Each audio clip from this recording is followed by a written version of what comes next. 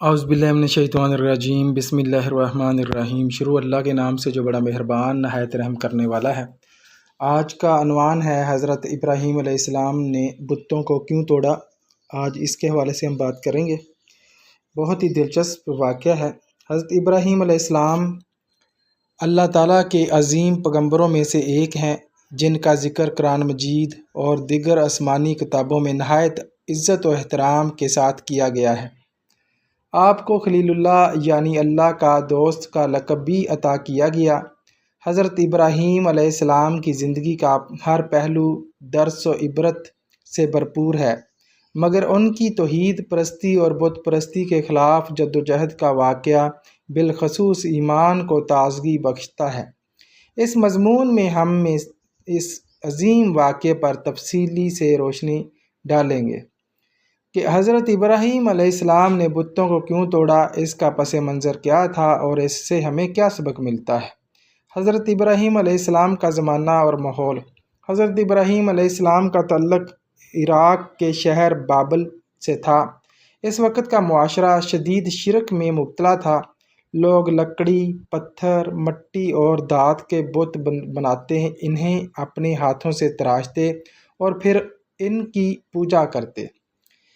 ان کے عقیدے کے مطابق یہ بت ان کے دیوتا ہیں، جو بارش برساتے ہیں، اولاد دیتے ہیں، بیماری دور کرتے ہیں اور مشکل وقت میں مدد کرتے ہیں۔ حضرت ابراہیم علیہ السلام نے بچپن ہی سے ان باتوں پر غور کیا۔ ان کے دل میں سوالات پیدا ہوئے کہ آخر یہ پتھر کے بنے ہوئے بت کیسے خدا ہو سکتے ہیں، جو نہ سنتے ہیں، نہ بولتے ہیں، نہ کسی کو فائدہ دے سکتے ہیں، نہ نقصان۔ توحید کی تلاش۔ قرآن مجید میں حضرت ابراہیم علیہ السلام کی توحید کی تلاش کا ذکر نہایت خوبصورت انداز میں آیا ہے۔ پس جب ان پر رات چھا گئی تو انہوں نے ایک ستارہ دیکھا، کہا یہ میرا رب ہے۔ پھر جب وہ غروب ہو گیا تو کہا میں ڈوب جانے والوں کو پسند نہیں کرتا۔ سورۃ انعام میں آیت نمبر 76 میں یہ جو آیت واقع ہے۔ اسی طرح چاند اور سورج کو دیکھ کر بھی انہوں نے کہا کہ یہ سب ڈوبنے والے ہیں، لہٰذا یہ خدا نہیں ہو سکتے۔ اس سے یہ واضح ہوتا ہے کہ حضرت ابراہیم فطری طور پر توحید کے قائل تھے اور انہوں نے خود سوچ کر شرک کو رد کیا۔ قوم کی گمراہی پر تنقید۔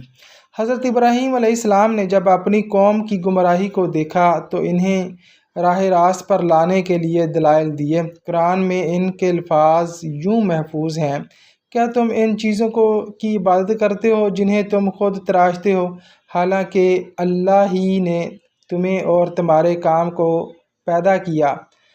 انہوں نے قوم سے کہا کہ تم جن بتوں کو پوج رہے ہو وہ نہ تو تمہیں نفع دے سکتے ہیں نہ نقصان۔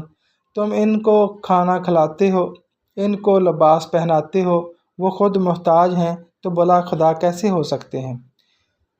حضرت ابراہیم علیہ السلام کے والد کا نام آزر تھا، جو خود بھی بت تراشنے والا تھا۔ حضرت ابراہیم نے اپنے والد کو نرمی سے سمجھایا، اے ابا جان، آپ اس چیز کی عبادت کیوں کرتے ہیں جو نہ سنتی ہے، نہ دیکھتی ہے اور نہ ہی آپ کو کچھ فائدہ پہنچا سکتی ہے۔ سورۃ مریم آیت نمبر 42 میں یہ آیت ہے، جس کا میں نے ترجمہ بھی پڑھا۔ مگر آزر نے نہ صرف انکار کیا بلکہ ابراہیم علیہ السلام کو دھمکی دی کہ اگر وہ باز نہ آئے تو گھر سے نکال دیا جائے گا۔ بتوں کو توڑنے کا ارادہ۔ حضرت ابراہیم علیہ السلام نے جب دیکھا کہ ان کی قوم بات سمجھنے کو تیار نہیں تو انہوں نے ایک عملی قدم اٹھانے کا فیصلہ کیا تاکہ ان کی قوم کو اپنی جہالت کا احساس ہو۔ قرآن مجید میں یہ واقعہ اس طرح آیا ہے، اور ابراہیم علیہ السلام نے قسم کھائی، اللہ کی قسم میں تمہارے بتوں سے ضرور ایک چال چلوں گا جب تم پیٹھ پھیر کر چلے جاؤ۔ سورۃ انبیاء آیت نمبر 57۔ یہ اس وقت کی بات ہے جب قوم اپنے میلے یا تہوار پر شہر سے باہر گئی ہوئی تھی۔ بتوں کو توڑنے کا واقعہ۔ حضرت ابراہیم علیہ السلام نے موقع پا کر بت خانے میں داخل ہو کر تمام چھوٹے بتوں کو توڑ دیا، صرف سب سے بڑے بت کو باقی چھوڑ دیا اور اس کے کندھے پر کلہاڑا رکھ دیا۔ جب قوم واپس آئی اور اپنے بتوں کو ٹوٹا ہوا دیکھا تو غصے سے بھڑک اٹھی۔ انہوں نے پوچھا، ہم نے سنا ہے ایک نوجوان ہے جس کا نام ابراہیم ہے، وہ ان کا ذکر برائی سے کرتا ہے۔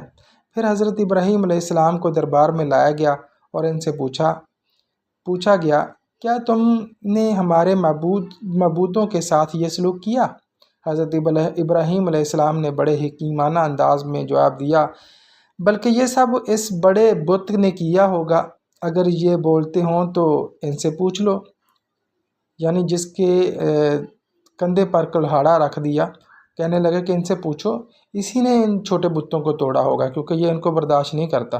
تو یہ جواب ان کو ضمیر کو جھنجھوڑنے والا تھا۔ وہ جانتے تھے کہ یہ بت نہ بول سکتے ہیں نہ حرکت کر سکتے ہیں۔ پھر انہوں نے جواب دیا، یہ کس طرح کر سکتے ہیں؟ یہ تو نہ بولتے ہیں نہ کسی کو کچھ نفع نقصان دے سکتے ہیں، جبکہ ابراہیم علیہ السلام کا بھی یہی ان کو سمجھانا تھا۔ قوم کا لاجواب ہونا۔ حضرت ابراہیم علیہ السلام کے سوال نے قوم کو لاجواب کر دیا۔ قرآن کہتا ہے، بس وہ شرمندہ ہو کر اپنے دلوں میں سوچنے لگے اور کہنے لگے، واقعی تم ہی ظالم ہو۔ مگر پھر وہ ضد پر آ گئے اور کہنے لگے، ابراہیم کو جلا دو اور اپنے معبودوں کی مدد کرو اگر تمہیں کچھ کرنا ہے۔ اگر آگ میں ڈالنے کا منصوبہ۔ قوم نے حضرت ابراہیم علیہ السلام کو آگ میں جلانے کا فیصلہ کیا۔ انہوں نے ایک بڑی آگ تیار کی اور منجیق کے ذریعے حضرت ابراہیم کو اس میں پھینکا، مگر اللہ تعالیٰ نے انہیں بچا لیا۔ ہم نے کہا، اے آگ، تو ابراہیم پر ٹھنڈی اور سلامتی والی ہو جا۔ یہ معجزہ دیکھ کر کچھ لوگ ایمان لائے، جن میں حضرت لوط علیہ السلام بھی شامل تھے۔ اس سے ہمیں یہ سبق ملتا ہے کہ حضرت ابراہیم علیہ السلام کا بتوں کو توڑنا ایک علامتی اور انقلابی قدم تھا۔ اس کا مقصد صرف بت شکنی نہیں بلکہ ذہنوں کی اصلاح تھی۔ انہوں نے یہ پیغام دیا کہ عقیدہ توحید عقل اور فطرت کے مطابق ہے۔ شرک نہ صرف بنیاد ہے بلکہ باعث ذلت بھی ہے۔ یہ شرک نہ صرف بے بنیاد ہے بلکہ باعث ذلت بھی ہے۔ حق کے راستے میں قربانی دینا ضروری ہے۔ باطل کے خلاف عملی قدم اٹھانا کبھی کبھی ضروری ہو جاتا ہے۔ موجودہ دور کے لیے یہ پیغام ہے کہ آج اگرچہ بت پرستی ظاہری شکل میں بہت جگہوں پر کم ہو چکی ہے، لیکن جدید دور کے بت جیسے مال، شہرت، طاقت اور تعصب لوگوں کے دلوں میں گھر کیے ہوئے ہیں۔ حضرت ابراہیم علیہ السلام کی تعلیم ہمیں یاد دلاتی ہے کہ ہمیں صرف اللہ پر بھروسہ کرنا چاہیے۔ ہر دور میں باطل کے خلاف ابراہیمی جرأت کی ضرورت ہے۔ ہمیں اپنے ارد گرد کے معاشرتی اور فکری بتوں کو پہچان کر ان کے خلاف دلائل اور عمل سے کام لینا چاہیے۔ نتیجتاً حضرت ابراہیم علیہ السلام کی بت شکنی کا واقعہ صرف تاریخی نہیں بلکہ ایک دائمی سبق ہے۔ انہوں نے نہایت عقل و فہم و فراست کے ساتھ اپنی قوم کو دعوت دی، پھر عمل سے سمجھایا اور آخرکار قربانی بھی دی۔ ان کا عمل ہمیں یاد دلاتا ہے کہ سچائی کے راستے پر ڈٹ جانا ہی اصل ایمان ہے، اور ہر دور کے انسان کے لیے حضرت ابراہیم علیہ السلام کا کردار مشعل راہ ہے کہ وہ حق اور سچ پر ڈٹا رہے۔ اپنا ڈھیر سارا خیال رکھیے گا اور دعا میں یاد رکھیے گا۔ اللہ حافظ۔